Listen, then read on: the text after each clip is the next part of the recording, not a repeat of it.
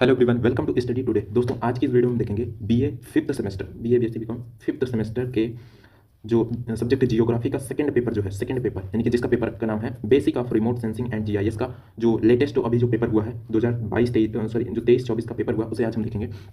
ये fifth semester के second paper यानी जियोग्राफी के second paper basic of remote sensing and GIS का पेपर है। तो इसका आज हम पेपर को देखेंगे कि किस तरीके से इसमें प्रश्न पूछे गए हैं। तो चलिए शुरू करते हैं आज की इस वीडियो को। तो यहाँ पर टोटल ये 75 मार्क्स का है ये पेपर और इसमें टोटल 2 घंटे का वक्त मिलता है। और ये टोटल पेपर जो है 3 सेक्शन में बटा होता है, section A, section B and section C. Section A total 9 number का होता है, सेक्शन बी 36 अंकों का और सेक्शन सी 30 अंकों का होता है। आगे हम देखते हैं तो चलिए अब हम सबसे पहले देखते हैं सेक्शन ए। तो देखते हैं सेक्शन ए में हमें क्या क्या करना है। सेक्शन ए में अति लघुत्तरीय प्रश्न आते हैं यानी कि very short answer type questions पूछे जाते हैं। इसमें टोटल 5 प्रश्न दिए जाएंगे, 5 में से आपको 3 प्रश्न करने होते हैं जो कि और प्रत्येक प्रश्न 3-3 नंबर के होते हैं। इस तरीके से आपको टोटल 9 नंबर आपको इस प्रश्न यानी इस सेक्शन से आपको मिलते हैं। तो देखते हैं जो पहले का फर्स्ट जो प्रश्न है, सक्रिय एवं निष्क्रिय सुदूर संवेदन में क्या अंतर है। तो सक्रिय और निष्क्रिय सुदूर संवेदन में क्या अंतर है आपको ये बताना। आपको बता दूं कि इससे पहले हमने यूनिट 1 यानी कि इस बीए फिफ्थ सेमेस्टर के जियोग्राफी के जो सेकेंड पेपर है यानी कि रिमोट सेंसिंग एंड जीआईएस का, इसका मैंने पूरे सिलेबस मैंने इसका पूरा सिलेबस प्रोवाइड करा दिया है और प्रत्येक यूनिट 1, यूनिट 2, यूनिट 3, 4, 5, 6, 7, 8 सभी की वीडियो अपलोड कर दिया है। अगर आपने उसे नहीं देखा है तो आप जाइए इस वीडियो के डिस्क्रिप्शन में, आपको वहाँ पर आपको सभी वीडियोज़ की लिंक मिल जाएगी, आप वहाँ से उन सभी वीडियोज़ को देख सकते हैं।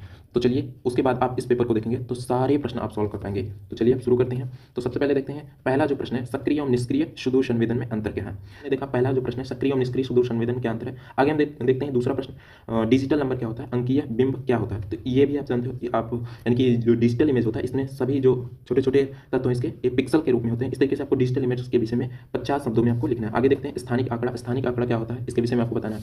आगे देखते हैं भू संदर्भ की संकल्पना के विषय में आपको बताना है। तो भू संदर्भ की संकल्पना क्या है, इस पर संक्षिप्त टिप्पणी लिखिए, 50 शब्दों में आपको बताना है। आगे देखते हैं स्वाद से क्या तात्पर्य है, इसके विषय में आपको बताना है। इन सभी टॉपिक्स को मैंने उन वीडियोस में कंप्लीट अध्ययन किया, तो आप उसे जरूर देखिए, आप उसके बाद इन सभी प्रश्नों को निश्चित ही सॉल्व कर पाएंगे। आगे देखते हैं सेक्शन बी जो है, तो सेक्शन बी देखते हैं। सेक्शन बी में टोटल आपको 7 प्रश्न दिए जाते हैं। 7 प्रश्न में से आपको 4 प्रश्न करने होते हैं और प्रत्येक प्रश्न जो कि शब्द सीमा होती है 225 शब्दों में आपको लिखना होता है और प्रत्येक प्रश्न 9 अंकों के होते हैं। इस तरीके से आपको सेक्शन बी से 36 नंबर मिलते हैं। तो सबसे पहला हम प्रश्न देखते हैं। यहाँ पर जो पहला प्रश्न है, इनकी विद्युत चुंबकीय विकिरण की प्रमुख विशेषताओं का वर्णन कीजिए। तो विद्युत चुंबकीय विकिरण क्या है, इसके प्रमुख विशेषताओं के विषय में आपको वर्णन करना है। आगे हम देखते हैं दूसरा जो प्रश्न है, इस सेक्शन का जो अगला प्रश्न है, सुदूर संवेदन प्रक्रिया के विभिन्न चरणों की विवेचना कीजिए। इसके विषय में आपको बताना है। Discuss the various stage of remote sensing process. तो इस तरीके से सुदूर संवेदन के जो विभिन्न चरण है, इसमें टोटल 7 चरण बताए गए हैं, हमने जो बताया। तो इसमें 7 चरण है, उसके विषय में आपको अध्ययन इसमें बताना है। आगे देखते हैं सेक्शन यानी कि बी के अगला जो प्रश्न है, तीसरा जो है, सुदूर संवेदन में विभेदन का अर्थ क्या है। विभेदन का अर्थ क्या है, इसके विषय में what does resolution mean in remote sensing, describe the different types of resolution. तो इस तरीके से आपको सुदूर संवेदन में विभेदन का तात्पर्य क्या है और विभेदन के प्रकार टाइप्स ऑफ रिजोल्यूशन के विषय में बताना। अगला जो प्रश्न है जो इस सेक्शन का, तो सैटेलाइट के प्रकार पर संक्षिप्त टिप्पणी लिखना, संक्षिप्त विवरण स्थापित बताना है। तो give a brief description of the types of satellites. आगे देखते हैं जो अगला प्रश्न है, अंकीय बिंब प्रक्रमण के प्रमुख लाभों को व्याख्या कीजिए। यानी कि जो डिजिटल इमेज प्रोसेसिंग होता है इसके एडवांटेज क्या है, इसके विषय में आपको विस्तृत रूप में आपको बताना है। इसमें 225 शब्दों में आपको लिखना है।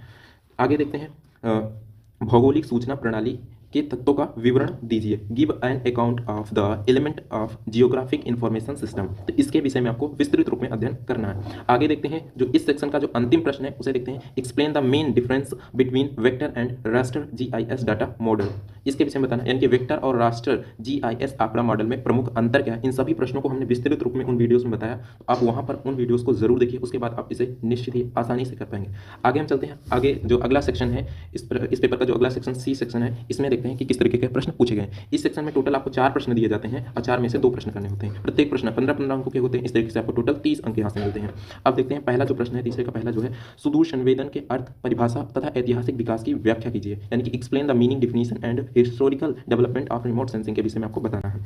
अगला हम देखते हैं इस सेक्शन का जो अगला प्रश्न है, यानी कि सुदूर संवेदन प्लेटफॉर्म क्या है, इसके विभिन्न प्रकारों का उनकी विशेषताओं सहित वर्णन करना। यानी कि प्लेटफॉर्म क्या होते हैं और प्रत्येक प्लेटफॉर्म जो टाइप है उनकी क्या भूमिका होती है, उनकी क्या क्या विशेषता होती है। तो इस तरीके से आपको सुदूर संवेदन के विभिन्न प्लेटफॉर्मों की विशेषताओं का वर्णन करना है और उनके क्या प्रकार है। तो इस तरीके से यानी कि what is remote sensing platform और describe its various types with their characteristics. आगे हम देखते हैं अगला प्रश्न जो है इस सेक्शन का जो तीसरा प्रश्न है, सुदूर संवेदन के अनुप्रयोगों का वर्णन कीजिए। सुदूर संवेदन के अनुप्रयोगों का वर्णन कीजिए कि सुदूर संवेदन का किन किन विषय क्षेत्रों में, किन किन क्षेत्रों में उपयोग किया जाता है। जैसे कि भूमि उपयोग के रूप में किया जाता है, वानिकी के रूप में, आपदा प्रबंधन के रूप, इस तरीके से कई क्षेत्रों में सुदूर संवेदन का उपयोग किया जाता है। जीपीएस के रूप में किया जाता है, रियल टाइम डिटेक्शन के रूप में किया जाता है। इस तरीके से विभिन्न क्षेत्रों में इसका उपयोग किया जाता है। तो describe the applications of remote sensing. अगला प्रश्न देखते हैं, और जो कि इस सेक्शन का अंतिम प्रश्न है, भौगोलिक सूचना प्रणाली को परिभाषित करते हुए इसका अर्थ स्पष्ट कीजिए तथा इसके विकास का वर्णन कीजिए।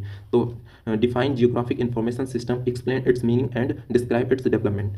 तो इसकी जो परिभाषा है उसको आपको बताना है कि भौगोलिक सूचना प्रणाली क्या है, जीआईएस क्या है, और इसके अर्थ को स्पष्ट करना है, और इसका विकास किस तरीके से हुआ, इसकी आवश्यकता कब से इसके विकास की प्रक्रिया प्रारंभ हुई, और आज के दौर में भारत की क्या स्थिति है इसको लेकर। तो इन सभी चीज़ों को आपको इस प्रश्न में आपको बताना है। तो इस तरीके से हमने सेक्शन ए, सेक्शन बी और सेक्शन सी के सभी प्रश्नों को देखा। तो आई होप दैट कि आपको ये वीडियो पसंद आई होगी।